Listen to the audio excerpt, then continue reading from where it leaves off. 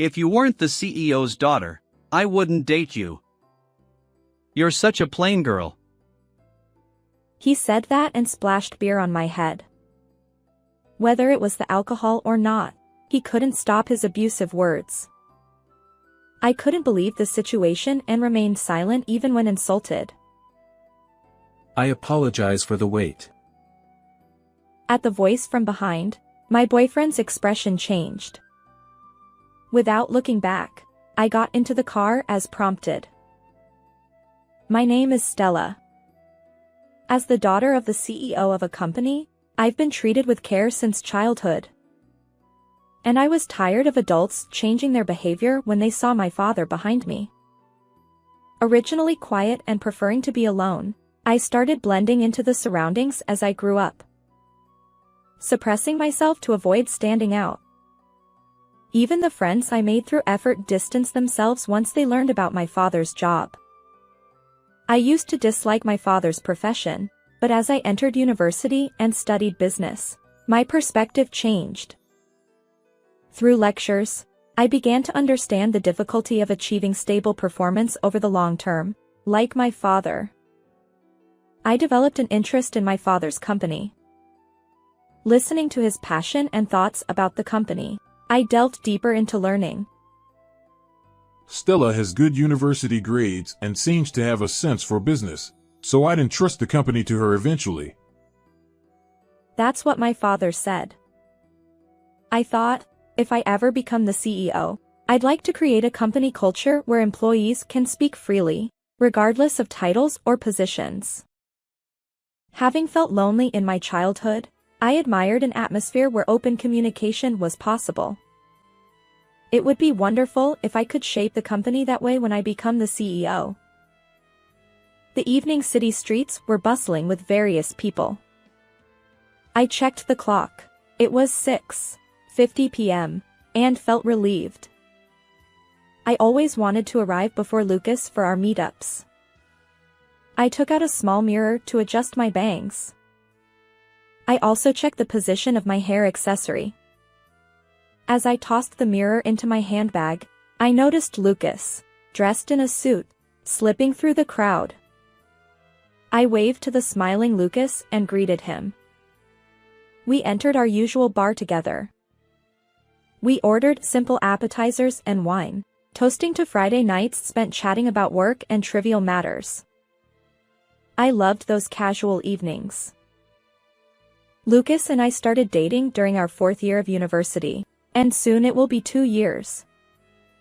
We got to know each other because we were in the same seminar. Lucas noticed the quiet me, who tended to fade into the background, and approached me. He's great at conversation and subtly lifts the mood around him. I feel lucky to be with him.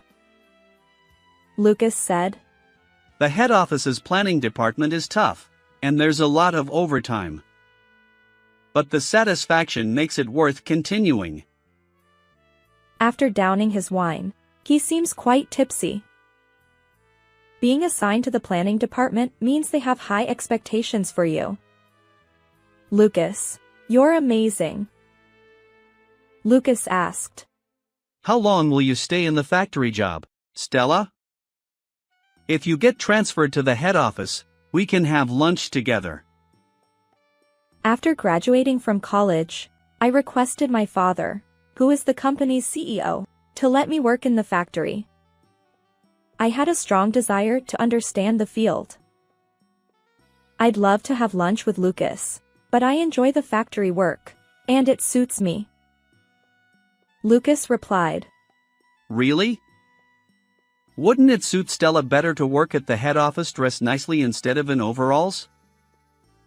He peers at me, gauging my reaction. Not at all. Overalls are comfortable. Lucas, can we order more dishes? I'm quite hungry. Something feels off. Lately, Lucas seems like he wants to say something. Perhaps he found out I'm the CEO's daughter. Suddenly, a memory resurfaces. The friends who distanced themselves when they learned I was the boss's daughter. I can't reveal that to Lucas. He must never find out. Rocked by the sparsely populated train, I gazed out the window. Enjoying the view through the glass was my daily commute ritual. It's a sunny Monday. As the train progresses, the landscape changes from gray buildings to a lush green scene of interconnected trees. Crossing a large river, we're almost at the nearest station. The water's surface reflects a vivid blue, sparkling in the sunlight. I glance sideways as an elderly man and a puppy crossing the bridge shrink from view. Stella, good morning. You're early. Joseph says as I exit the ticket gate. Joseph, 2 years my senior, was the friendly colleague who spoke to me on my first day. We chat while heading to the factory. After preparing and reaching my workstation, the signal for the start of the workday sounds. Everything should proceed as usual. However, an unexpected incident occurred. It was just before the afternoon work began, right after lunch. At that moment, my father, the company's CEO, happened to be inspecting the premises. Exiting the break room, I bumped into my father, who asked me to relay a message to my mother. Apparently, he forgot his smartphone at home. He could send it from his computer, but he found it bothersome. Seeing my father off to the workshop, I turned around and, surprise! Joseph was there. He peeked through the half-open conference room door. Wait, Stella, are you the CEO's daughter? Panic sets in. I try to come up with an excuse, but nothing comes to mind. Regret floods over me for casually chatting with my father.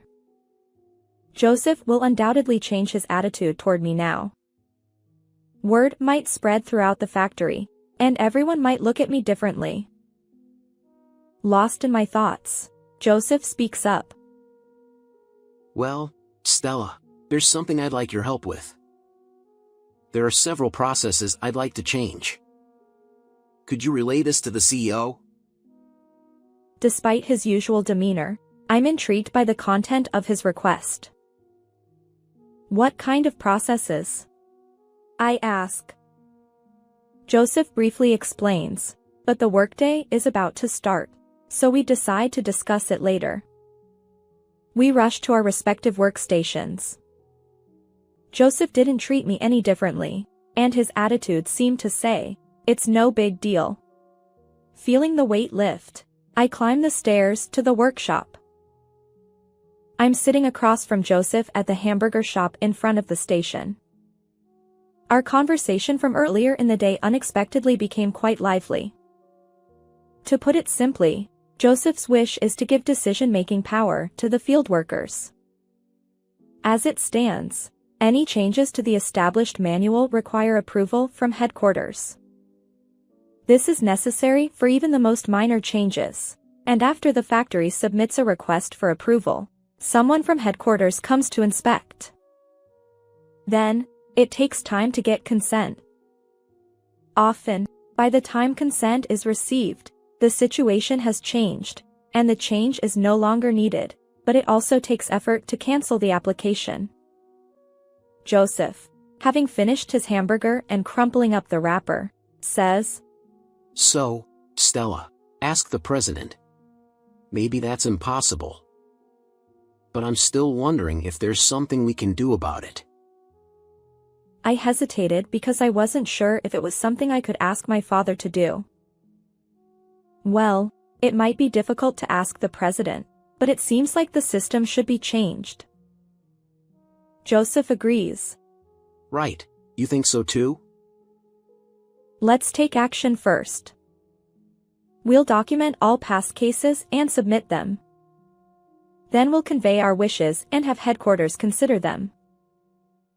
Joseph wonders. I wonder if it will work. I try to persuade the hesitant Joseph. Let's just give it our best shot. Joseph concedes. Well, just talking about it won't change anything. From the next day, we involved our supervisor and started gathering information throughout the factory. It was honestly tough to work on it during our daily tasks, but after persisting for several months, the documents were completed. We timed it with a general meeting at headquarters and handed it over to our supervisor, finally taking a breath of relief. As I was drinking juice during a break, a colleague approached me. I heard the documents are finished. Good job. They said. Since we had been going around the factory departments collecting information, everyone knew the situation. Finally, it's done. I hope it leads to some change. My colleague reassured me. It'll definitely be okay. But I'm surprised by Stella's initiative. You really do have the president's blood in you. How do you know about that? I asked. Sorry, I pried it out of Joseph. I was curious why Stella got involved. But don't worry, I'm the only one who knows. Is that so? I thought to myself, feeling mixed emotions but believing my colleague's words. It would be great if Stella became the president. You're so serious and hardworking, and you really did your best for the factory this time. Me, as president? That's impossible. I laughed it off, and my colleague laughed along. This person, who was laughing with wrinkles at the corners of their eyes, is a veteran who has been working at the factory for over 20 years. They, like Joseph, continued to treat me with the same unchanged attitude. It was a calm and bright unchangedness. Months passed, and when our supervisor returned from the general meeting at headquarters, they raised their voice and called everyone together. What's going on? The employees gathered, wondering. The supervisor announced, there's been a partial change in the authority at the site. Hearing these words, the employees began to murmur. I instinctively looked for Joseph. He was on the outskirts of the group, noticed my gaze, and gave a small wave in response. Not all of our hopes were realized, but it seemed like nearly half of them had been approved. That day, everyone took turns speaking to me, and I felt very happy. Since then, filled with a sense of accomplishment and even more motivation, I've been living fulfilling days. One day, my father called me to headquarters. Wondering why he would call me out of the blue, I left my afternoon work and headed to headquarters. When I entered the president's office, my father first praised me for my recent achievements. I hadn't spoken to my father about it, but he seemed to have looked into the situation. Apparently, the company's numbers had significantly improved because of this, and after laughing heartily, my father said to me with a serious expression, Stella, you have the sense and vitality for management. How about you start taking over the president's duties more seriously? Hearing my father's words, I thought I wanted to try. A workplace where employees' opinions are heard and improved, and where employees who have become easier to work with are lively. If I became president, I could move things on a larger scale. I could create an even more comfortable working environment. Of course, the responsibility would be heavier. My mind was almost made up, but I asked to think it over and went home that day. Alone in my room, I questioned myself. Can I really do this? Can I fulfill the responsibility? I had trouble falling asleep that night. The next morning, despite the lack of sleep, I visited my father at headquarters with a clear mind. About yesterday's conversation, please let me do it. I look forward to working with you. I asked deeply. My father said. That's great, thank you. And started discussing the future schedule. What? Stella, you're becoming the CEO?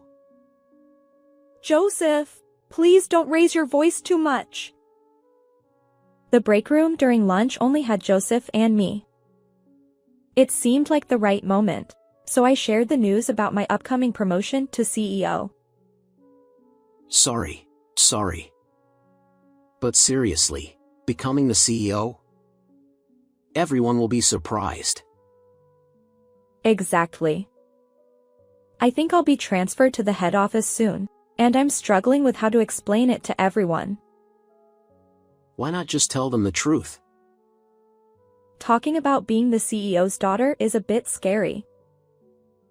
I mustered the courage to share past experiences, losing close friends, feeling distant from others, and my guarded childhood. Joseph listened empathetically and responded. Maybe some people won't be able to interact with you the same way. It's hard to predict. But everyone knows about your hard work this time. I think they trust you, Stella. Besides, some people might not change their attitude after all. I wondered if that was true. Joseph's words offered some comfort, but my heavy memories still weighed on me. Ultimately, I gave an ambiguous response. After work, I checked my phone and found a message from Lucas. They hadn't seen each other in a while. While I had been busy with paperwork for the head office, Lucas had entered a busy period. I needed to consider not only my colleagues at the factory but also Lucas. As the train rocked, I sighed. Could I really express the truth myself? What would happen if I did? The date for my transfer to the head office was confirmed. In a few weeks, I will leave the factory. I was unsure how to tell everyone, impulsively visited the document room. Dusty and filled with various files, I opened a cardboard box near the entrance and pulled out a thick bundle tied with black string. It was my work journal from the beginning. As I reviewed entries from my early days, when I was clueless and received patient guidance, when senior colleagues encouraged me, and when someone consoled me after making a mistake, my heart settled. It wasn't about being accepted or not, it was about expressing gratitude and sincerity. Determined, I left the document room. During Monday's morning assembly, I announced my transfer to my colleagues. Prompted by my supervisor, I stepped forward and greeted. As everyone wondered what I was about to say, Joseph and other colleagues who knew the situation watched from the back. I revealed that I was the CEO's daughter and would be taking over the company, expressing my gratitude. Surprisingly, I smoothly voiced what had troubled me. Though some were clearly shocked, Joseph congratulated me, and supportive voices followed. The atmosphere softened, and I felt relieved. I received heartfelt encouragement. Later, everyone invited me out for drinks. It was a celebration of my promotion to CEO, so we headed to a bar with a large group. The sheer number of attendees overwhelmed me, and I felt like crying. But it also gave me confidence. I was truly accepted. They had reserved a different place than usual for the occasion, and we all boarded the train together. After a 15-minute ride, we arrived at a bar known for its delicious food. We chatted aimlessly, and as the drinks flowed, a light, fluffy sense of joy enveloped us. When I checked the time, nearly 2 hours had passed. I decided to freshen up a bit and headed to the restroom. The bar was bustling at 8 p.m., and every seat was taken. As I looked around, intrigued by the novelty of the new place, I suddenly heard a familiar voice. Instinctively, I turned my attention toward it. The voice seemed to be berating someone. Despite wanting to leave immediately, my body moved toward the table where the voice came from. It felt as if I were detached from myself, experiencing a strange sensation. Lucas's voice reached my ears. She might have kept it hidden, but everyone in our seminar knew. If she weren't the CEO's daughter, I wouldn't have dated her. Such a plain girl. At a table with 4 suited individuals, there he was, Lucas. He continued. She works in the factory, and I can't believe she's really the CEO's daughter. Her drab attire doesn't inspire me to take her to a nice place. If she invited me to her mansion, maybe I'd feel more motivated. His words hit me like a punch. I couldn't comprehend what was happening.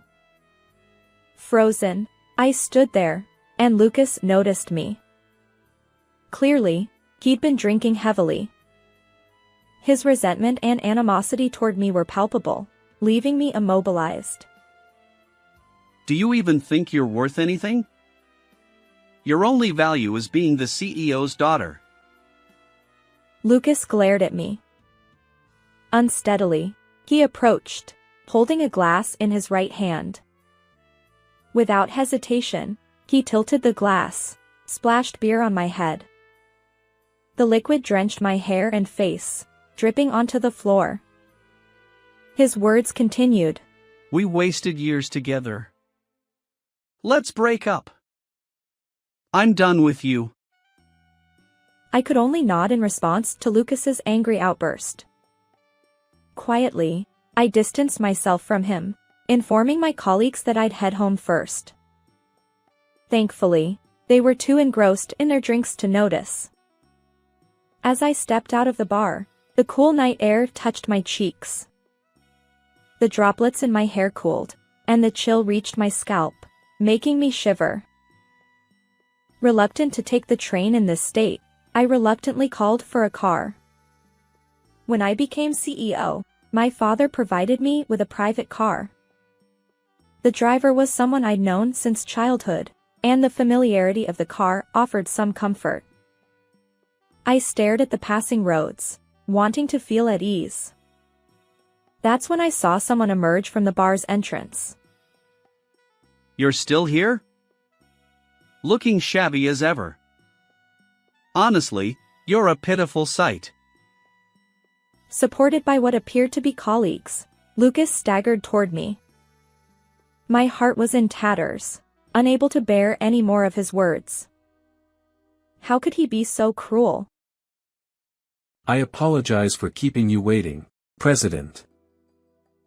A voice comes from behind. President! Lucas looks surprised and gazes at me. Please get in from this side. Prompted to the rear seat, I stepped forward. Wait a minute! What I said earlier was just a joke. If you had told me you became the president, we could have continued our relationship. Let's keep going! I glance over my shoulder at Lucas, who is desperately trying to convey something. No emotions surface within me. If anything, there's a faint sense of discomfort. The president is tired, so please go away. Confirming that I've boarded, the driver closes the door. As the car starts moving, my tear ducts collapse. Tears flow one after another, streaming down my cheeks and falling onto my knees. What did I like about him? To think he was that kind of person. After crying for a while, I started feeling calm. Suddenly, I realized it was my fault. Being in a relationship without showing my true self was an unreasonable idea. With that thought, I begin to feel relieved. I wipe away my tears with a handkerchief and gaze out the window. The starry sky has occasional clouds drifting across it. It feels like being underwater. The gentle sway of the waves, as if drifting along, is soothing. I think about my factory colleagues. And then about Joseph. Being accepted for who I truly am is incredibly reassuring. Rubbing my swollen eyes from crying too much, I fall asleep just like that. A year and a half has passed since becoming the president. Even after transferring to the headquarters, I visit the factory under the guise of inspections whenever nostalgia strikes. Today, I brought some treats as usual. Despite saying it's tough, Stella manages everything smoothly. It's impressive. It's not a big deal. I've been receiving support from everyone. As I distribute the snacks, I feel my face soften. Since becoming the president, my factory colleagues still call me Stella. It feels like coming back home. Lost in thought, I suddenly noticed Joseph approaching. By the way, what about our honeymoon? His sudden private question surprises me, and I glance around. The colleagues we were chatting with earlier have returned to their workstations. Well, I haven't announced it yet, so be careful. Since transferring, I've become even closer to my factory colleagues, and Joseph and I started dating. We got engaged last month. Don't worry. I made sure no one was around. Where do you want to go? Maybe overseas? I'd love to be by the sea. My mouth moves faster than my thoughts. For some reason, I've always wanted to go to the beach with Joseph. If it's the beach, maybe an island would be nice. I'll look into it. Joseph smiles. I'm looking forward to it. In the bright light, sitting on the shore and gazing at the sea with Joseph, what colors will it be? Just imagining it makes my heart race, and my cheeks relax. How did you like this story? Don't forget to subscribe to the channel. Well then, let's meet in the next video.